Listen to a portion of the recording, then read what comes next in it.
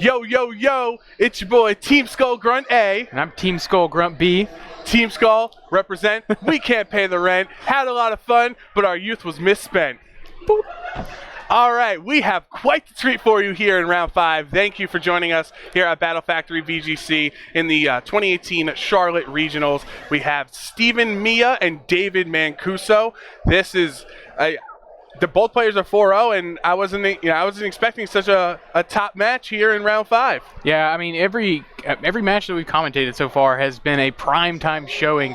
Really great Pokemon that we've seen so far. I'm interested to see both of these teams get on screen so we can talk about this exciting matchup. Yeah, there's some fun. I was talking with David earlier, and he was letting me know some of the fun things. A Mega Pokemon that is not one of the, let's say, top 5 in usage in VGC, so that's going to be really cool to see. Some old returning veterans from previous formats that are having a spotlight on his team as well. Yeah, I like that too, and I think both of these teams are 4-0 at this point, so stand a really good chance at top cutting with a victory here. And really, I think all it's going to take is 7 victories to get you there today. Right, we have 8 rounds here in Charlotte today, so the player that moves on being 5-0. Of course, the loser still has a pretty good chance depending on how the rest of their day plays out. But since they are such world caliber players, as both Steven and David have qualified for the World Championships before, Steven actually making day 2 of the World Championships out during 2017. So that's the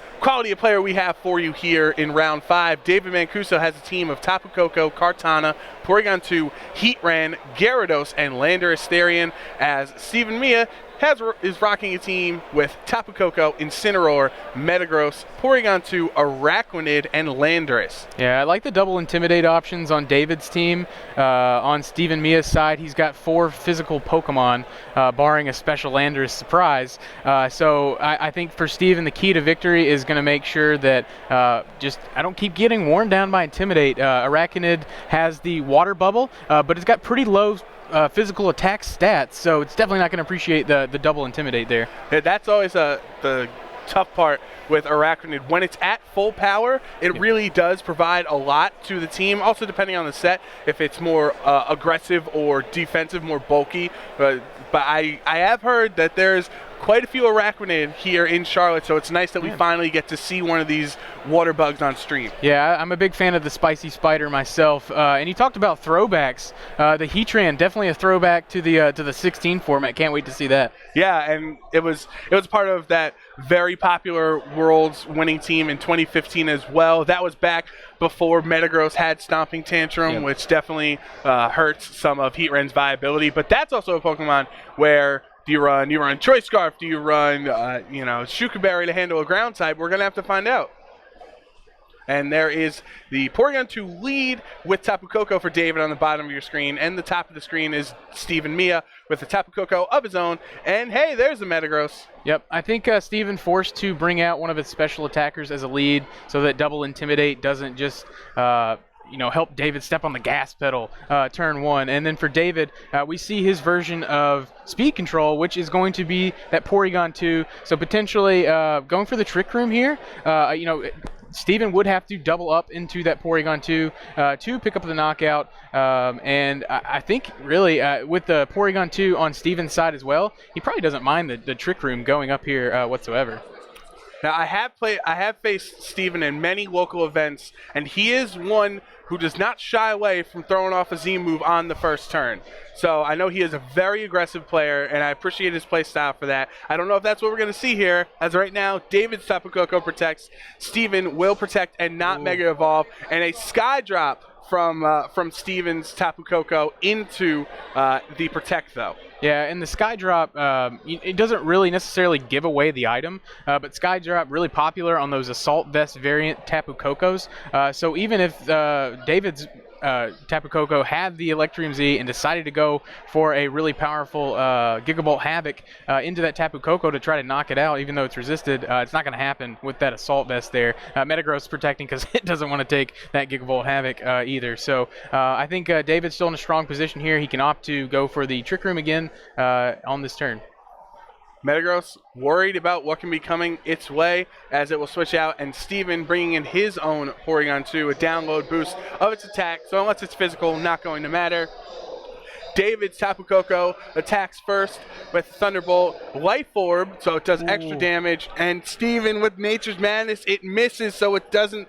That would have been huge for Steven bringing down the Porygon's HP, but instead just a double Thunderbolt from David into the Porygon 2. Yeah, and a double target that would have probably knocked out the Metagross or Mega Metagross, depending on how it's trained. So good switch there into Porygon 2, and a comfortable switch too, because if David opts to go for the Trick Room there, it's in a position where it can get a recover and just get back to full health the next turn. David again faster. Tapu Koko will critical hit definitely didn't matter since we saw the amount of damage it did last turn, but And will take a little bit more Life Orb damage. And Nature's Madness misses again. Steven with his hand in his face, knowing that really hurts, and he gets frozen.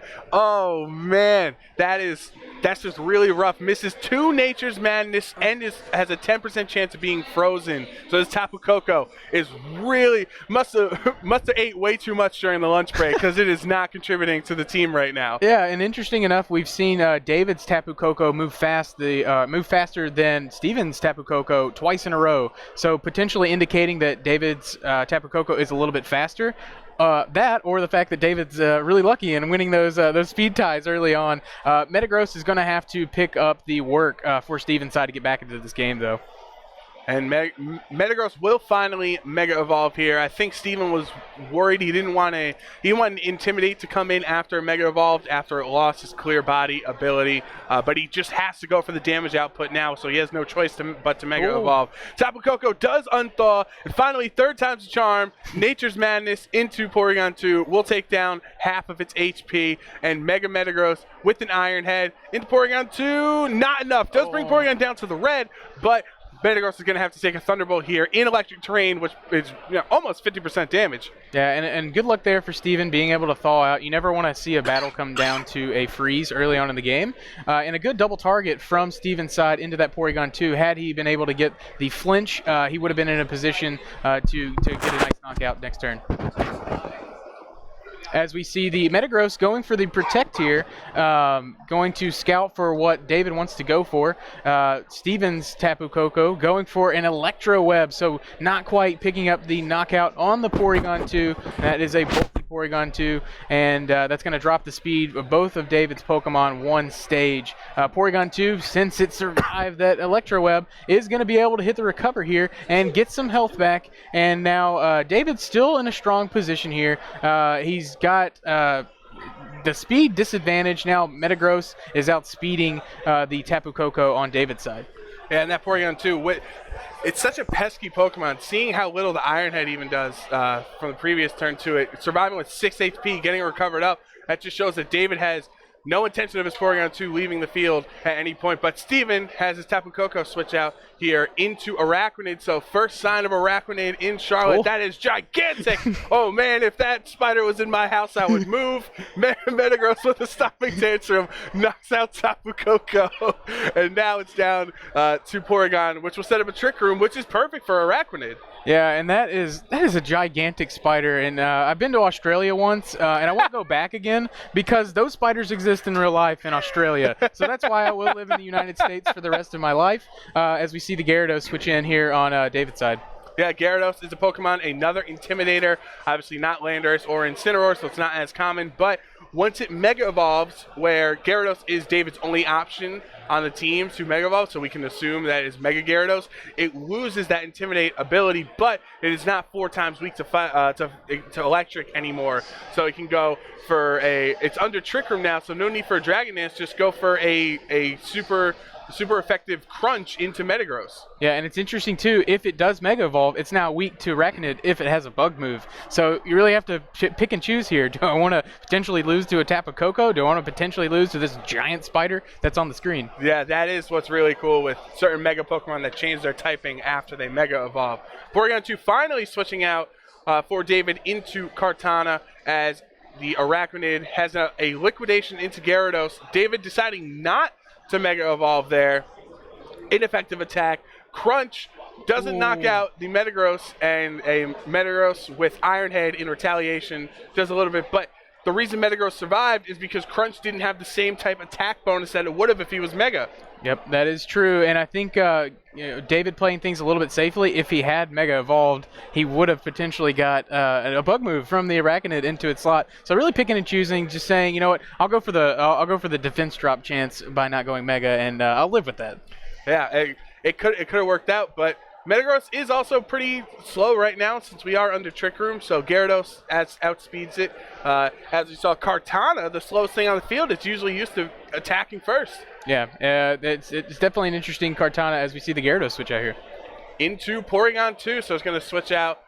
Maybe hope for a special attack boost with the download ability. Let's see if David gets it. Yes, so nice. now it's +1 in special attack. Those Thunderbolts, super effective onto Arachnid. Liquidation brings the Porygon 2 down into the red. A Leaf Blade from Metagross. Doesn't do a lot of damage, but it didn't need to because Metagross was so low. And now Kartana takes advantage of its Beast Boost ability, increasing its attack by 1 stage. And depending on if Porygon 2 or Arachnid is faster while Trick Room is up, that can really make a difference in this game. Yeah, and it'll be interesting to see what item is on this Kartana because if it's holding something like the Focus Sash, it can afford to be aggressive here. If it's not holding the Focus Sash, more likely to see a Protect on this turn, or maybe just a Protect in general, just to scout out what Steven wants to go for. Arachnid does attack first, Liquidation into Porygon 2. David really didn't have a great option there unless it had Protect there, but Porygon 2 will be knocked out by Arachnid. And Leaf Blade, another attack, and this is pretty much the only time that Kartana has ever been happy to be slower than Tapu Koko because in Trick Room, it's able to land that +1 Leaf Blade, and now it is +2 against the Arachnid, and it's doing great as a Liquidation will be even less damage or a bug type attack that Arachnid can do because Gyarados will intimidate it yet again. Yeah, an interesting fact, if this Kartana was riding the Gyarados as a ride, it would still be smaller than this giant Arachnid on the screen, but this Kartana is set up in a position now where even though Leaf Blade's a neutral hit on the Arachnid, should be able to pick up the knockout here at +2 stages of attack. I would go to a theme park where you could ride the Gyarados. Arachnid, Liquidation, not doing a lot of damage, ineffective. A Crunch still not Mega Evolving, even at this point, knowing that the bug type attack could come, but we haven't seen it. He hasn't gone for it. And Leaf Blade 3 for 3 on knockouts, and David wins game 1. Yeah, and very interesting game there. I think the Kartana from David's side, something he identified as a win condition early on, and Steven, I guess, not seeing it that way because if he looked at that team and said, oh, I got to take care of our Kartana, you're bringing Incineroar. Incineroar is there to hard counter the Kartana. So I expect Steven to switch it up here, bring that Incineroar, try to nerf that Kartana. Don't let it just get into a position where it can snowball and just pick up Leaf Blade KOs just at will. And I was actually thinking about maybe David doesn't even need the Gyarados here since he's not Mega Evolving it and he's not taking advantage of that full potential it possibly could have. But then you mentioned Incineroar coming in as a counter to Kartana, and it's also a better Trick Room option than the rest of Steven's team. So I actually could see the Gyarados coming back for David in game 2. And then that question, he's going to have to. Arachnid's making a comeback. When you're a Pokemon that big, you can't hide in your Pokeball. You got to come in these matches. So he's going to have to decide every turn, will I Mega Evolve and become a Water Dark Pokemon and hit that super effective bug type? Yeah, and looking at it, the Metagross certainly doesn't appreciate the same type attack bonus from Omega Gyarados on Steven's side. But other than that, Tapu Koko will take a crunch, and Incineroar can take a crunch once Landers doesn't really want to switch in on a Gyarados for fear of the water move. But not a whole lot that I think David can afford to keep the Gyarados in a non-Mega form. If the Tapu Koko comes out and he's trained his Gyarados to maybe take a hit from a Thunderbolt, then you can Mega Evolve. But I thought he played really, really well there, and it'll be interesting to see, do you stick with what works, or do you expect someone like Steven, who's a high-caliber player, Day 2 Worlds guy last year, to change it up and force David to change up his strategies as well? I think David is just really feeling his team right now from talking with him, from being 4-0 here in Charlotte, and how that went, how Game 5 went. Like, he knew the Porygon was going to take the hit and survive. so you can come back and recover and just stay around as a menace and set up Trick Room later on and switch back in. He just seems to understand his team's synergy really well, and having fast Pokemon, theoretically fast Pokemon like Tapu Koko, Kartana, Landorus, Gyarados after a Dragon Dance, but with a Trick Room team, that means he really does feel like he knows how to win this set, and he knows what the best options are for his team. Yeah, and if you're Steven, you shake it off just like you shook off that turn 1 Ice Beam freeze, and you get back into this game. I think the way you get back into this game, if you're Steven, I think if you can get Araquanid into Trick Room a little bit earlier on in the game and pressure down the Heatran, pressure down the Landorus, pressure down even a Tapu Koko under Trick Room doesn't want to take a liquidation. All right, game 2, Steven Mia and David Mancuso. David has Porygon 2 Tapu Koko on the bottom, and on top is Landorus, Therian, and Incineroar. Hey, I heard you like Intimidate. Here's another Intimidate. Yeah, we will see the double Intimidate from Steven, and it's a good thing that there's no Milotic or even just the Bisharp, the Lurantis, all that stuff that you get to avoid here. I like the change up here from Steven. I felt like he wasn't in position to really negate the Kartana sweep because he did not bring the Incineroar. And if you're David here, you realize that if I don't have to face an Incineroar, my Kartana can sweep. So it'll be interesting to see if David decides to prioritize knocking out that Incineroar early on in this game, but there is a Landorus on the other side threatening that Koko. David's Tapu Koko will switch out into Gyarados, which will have an Intimidate of its own, so Steven's, both of his Pokemon are physical attackers, and they're going to be at -1 attack. The Landorus is Incineroar fake outs Porygon 2, so it can't go for a Trick Room or anything. And Landorus, no attack this turn, going for setup with Swords Dance, sharply raising its attack by 2 stages, and then Porygon 2 flinches after fake out. Yeah, that hurts if you're David. An Ice Beam, depending on how Steven's trained his Landorus, maybe picks up the knockout on Landorus, or maybe he was going for the Trick Room to be in a position where, had he called that Swords Dance, he would have been able to waterfall into that Landorus slot and pick up the knockout here. And really, he's in a position where under Trick Room, he could put waterfall pressure on either the Incineroar, even though it's slower, or the Landorus here. So big flinch there from the fake out, and really good move from Steven to negate possibly putting David in a really good position under Trick Room. I know Swords Dance is not the most common move on Landorus, but I saw Nick Navarre in St. Louis Regionals do very well top cutting with Swords Dance on his Landorus, and he held a Z move, so I wonder if Steven took notes from Nick Navarre and that class on if this is a Z move version of the Landorus. As David finally Mega Evolving, there's no Araquanid to be worried about on the field right now, so there is the giant red shrimp. He looks very delicious and intimidating at the same time. Bold Breaker not really going to matter at this set, as Landorus will protect, doesn't want to take a waterfall. And that's a great turn by David, because there's no need to waterfall into an obvious protect when you can Dragon Dance and increase your attack and speed by 1 stage. This Porygon 2's Ice Beam goes into Landorus' protect. Yeah, a great turn there from David. I think he read the protect there from Landorus, just because going for a Dragon Dance, especially if this Landorus was sporting a superpower or some way, or even a U-turn, that would have been able to do significant damage to this giant red shrimp. Now David in position where waterfalls, even though it's not going to knock out the Porygon, it's going to do big damage. Incineroar switching in here will intimidate yet again, and next turn has the fake out pressure, so Steven just keeps cycling that slot in at the moment. The Gyarados, now his attack is back at neutral after the Intimidate, and a waterfall into Landorus. 1-hit KO. Porygon didn't even need to Ice Beam to knock out that Landorus, as this Ice Beam goes into a resisted Incineroar. Of course, it just switched in also, so it's not going to get an attack off until next turn. But that was great for David, knowing his waterfall would outspeed thanks to the Dragon Dance boost. And that was a neutral attack. He didn't have an attack increase, so he didn't even need the extra damage. He just wanted that speed. Yeah, and it's interesting too, because I think you saw Steven get a little bit flustered when the Landorus was knocked out, and just reading the body language, maybe he's trained his Landorus to where he can potentially survive a waterfall from a neutral Mega Gyarados if he was expecting that, or maybe just has a lot of bulk and it could do it. Oh, waterfall misses the knockout. That's where he needed the extra damage. Incineroar hanging on with barely a sliver of HP and will eat its berry, bringing it back up with 50% more HP. Now that the Gyarados is only 2 times weak to electric, it's able to take the Thunderbolt.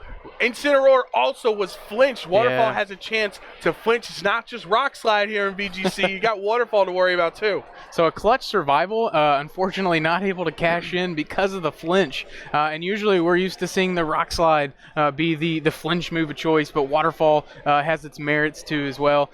David really in a fantastic position to where I think he can comfortably knock out the Incineroar here. Not a Pokemon that typically runs Protect. So can double target off into that Incineroar slot.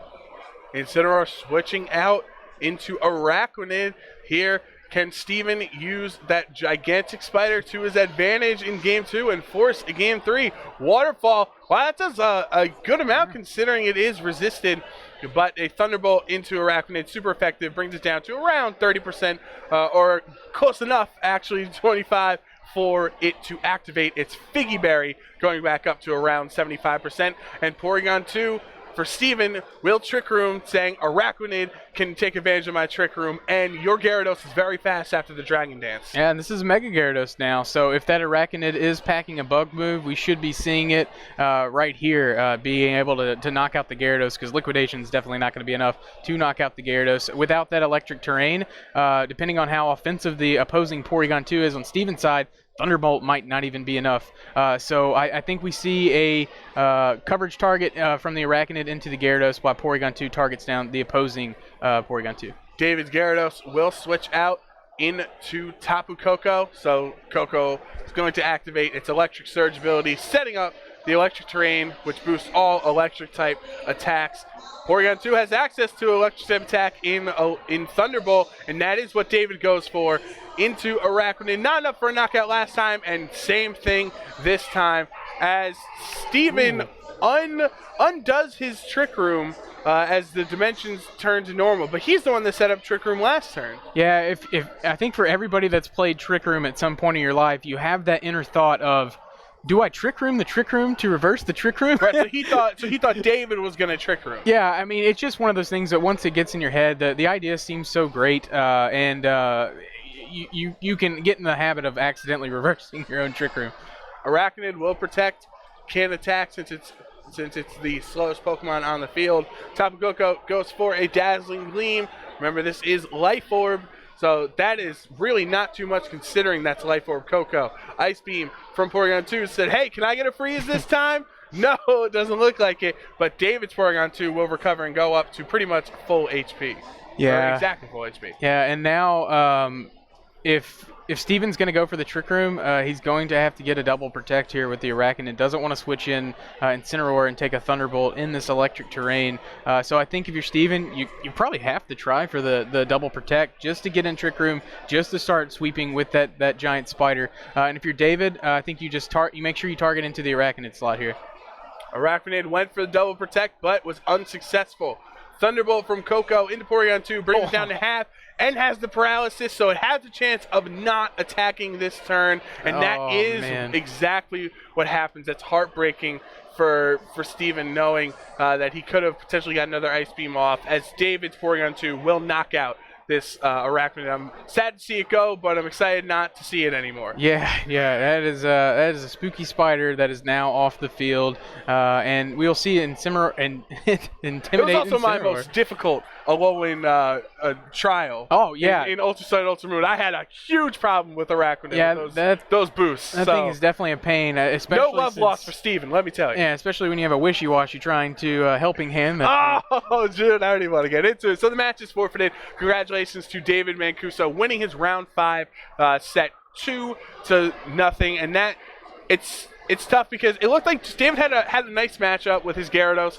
He had the advantage of not needing to Mega Evolve with Gyarados to still have a solid team, and then the timely Trick Rooms and the Dragon Dance, which was able to one hit the Landorus because he was at neutral instead of -1 on its attack. So there was a lot of great moments from David in that set that showed he knows how to play his team well. Yeah, I thought David played that one masterfully. Identified that he didn't need the Landorus.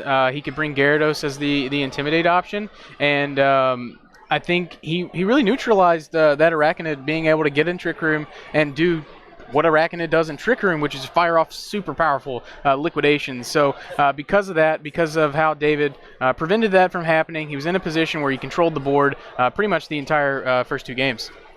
All right, we're going to have a quick little break here. When we come back, David Mancuso will join the desk to talk about his round 5 win. But Twitch chat, do us a favor here for Battle Factory. Let us know who your most difficult totem Pokemon was in Generation 7, because I'm curious to see your answers. I hate Arachnid. We'll be right back.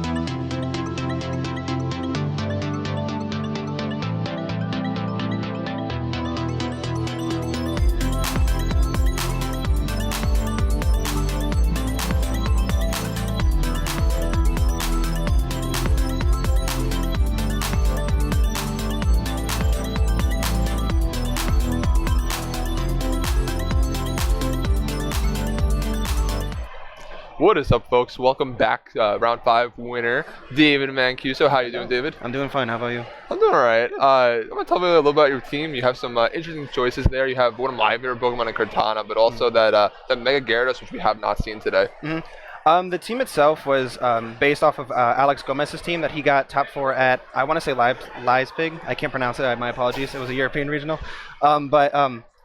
It's heavily based around beating Incineroar in the common meta of Metagross Fini, Metagross Lele. It's, as you saw, it was Koko, Gyarados, P2, Landorus, Heatran, and Kartana.